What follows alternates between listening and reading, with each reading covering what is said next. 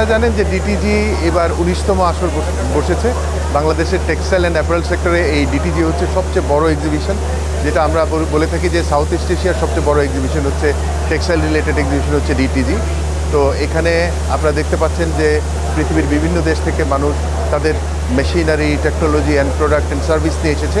আমি মনে করি এই ধরনের এক্সিবিশন বাংলাদেশের ইকোনমি, বাংলাদেশের টেক্সটাইল ইকোনমিতে একটা বড় বুস্ট আপ দিয়ে থাকে। প্রতি বছরই আমরা এই মেলাটি আয়োজন করে থাকি। এখানে বাংলাদেশের বিশেষ করে textile technologist, textile learner, textile student সহ এন্টারপ্রেনার যারা রয়েছেন তারা আসেন নতুন নতুন প্রযুক্তি এবং নতুন নতুন মেশিনারির সাথে পরিচিত হতে, যার ফলে বাংলাদেশের টেক্সটাইল ইন্ডাস্ট্রিতে আমি মনে করি আধুনিকায়নের ক্ষেত্রে একটি বিশেষ বড় ভূমিকা পালন করছে। আমি এখন যে স্টলটিতে দাঁড়িয়ে আছি সেটি হচ্ছে RBR।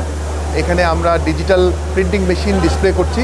আপনারা জানেন টেক্সটাইল প্রিন্টিং একটা রেভলিউশনারি ডেভেলপমেন্ট হয়েছে হচ্ছে যে ডিজিটাল প্রিন্টিং সার্ভিস। এই স্টলে যেই মেশিনটি আপনারা দেখতে পাচ্ছেন এখানে, সেই মেশিনটি দিয়ে ডিজিটালি টেক্সটাইল প্রিন্ট করা হচ্ছে, যেখানে মানে অনেক ওয়েস্টেজ কম এবং এখানে কস্ট কনভেনশনাল প্রিন্টিংয়ের থেকে অনেক কম। আমরা দেখছি যে এই প্রিন্টিং মেশিনের এই সিস্টেমের এই ডেভেলপমেন্টের অনেক চাহিদা রয়েছে বাংলাদেশে। ইতিমধ্যেই এই মেলাতে আমাদের 10টিরও উপরে মেশিন আমাদের ইতিমধ্যেই বুকিং হয়ে গিয়েছে এবং বেশ কিছু কথাও চলছে। আশা করছি যে বাংলাদেশের টেক্সটাইল প্রিন্টিং সেক্টরে এই ডিজিটাল প্রিন্টিং একটি রেভলিউশন নিয়ে আসবে আগামী দিনে। আপনারা জানেন যে কনভেনশনাল প্রিন্টিং যদি আমরা করতে যাই সেখানে কিন্তু that is no more sustainable. আমাদের টেক্সটাইল এখন আমরা সাস্টেনেবল ডেভেলপমেন্টের দিকে যাচ্ছি।